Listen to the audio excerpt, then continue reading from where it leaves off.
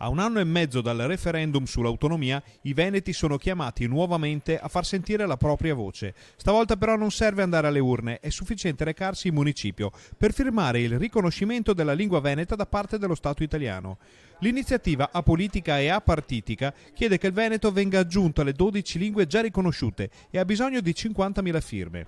Sull'argomento si sono levate numerose voci autorevoli, ecco quella dell'Accademia de Bona Creanza. In tutti i comuni del Veneto si può andare a firmare, solitamente nell'ufficio anagrafe e l'ufficio elettorale, ci sono i moduli già pronti e si deve andare a firmare entro il 20 di settembre, ma insomma andai subito che così la roba si è fatta. L'obiettivo è ambizioso, ma comunque a portata di mano. Puntiamo ad arrivare a 50.000 firme, cosa che ci consentirà di proseguire con l'iter per il riconoscimento della lingua veneta. Insomma, se riconosciuto il furlan, se riconosciuto il ladin, insomma, se poi i furlani, i sardi e i ladini poi daremo anche a altri veneti, no? La lingua veneta infatti è già riconosciuta all'estero. La nostra lingua, la SESA, entra in parte con dei progetti dentro le scuole, si sono passati in Veneto, ma va avanti così a sto punto.